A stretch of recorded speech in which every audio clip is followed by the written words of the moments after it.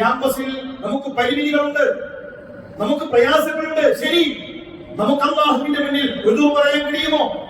ഞാനെന്ന ഒരു വ്യക്തിക്ക് ക്യാമ്പസിൽ ചെയ്യാൻ കഴിയുന്ന കാര്യങ്ങളുണ്ട്, അത് ഞാൻ ചെയ്തിട്ടുണ്ട് എന്ന്.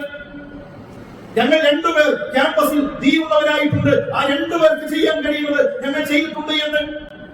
ഞങ്ങൾ 4 പേർ തൗഹീദുള്ളവർ ഞങ്ങളുടെ ക്യാമ്പസിലുണ്ട്. ബഹുഭൂരിപക്ഷവും അനാചാരങ്ങളിലാണ്, ബഹുഭൂരിപക്ഷവും തോന്നിവാസങ്ങളിലാണ്.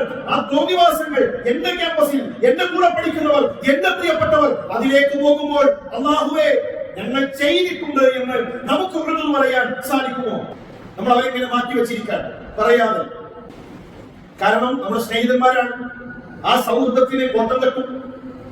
നമുക്ക് ദീന് പരസ്യപ്പെടുത്തിയാൽ നമ്മളെന്തോ ഒരു പ്രാകൃതർ, ഇസ്ലാമിക വേഷം ധരിച്ചാൽ നമ്മളെന്തോ പിറകോട്ട് നയിക്കുന്നവർ, നമ്മളിങ്ങനെ ചൂളിപ്പോവാൻ.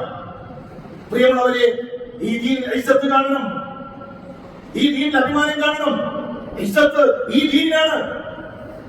അതുകൊണ്ട് വളരെ ഗൗരവത്തോടുകൂടി ക്യാമ്പസുകളിലെ നമ്മുടെ പ്രവർത്തനങ്ങളെ കുറിച്ച് നമ്മൾ ആലോചിക്കുക.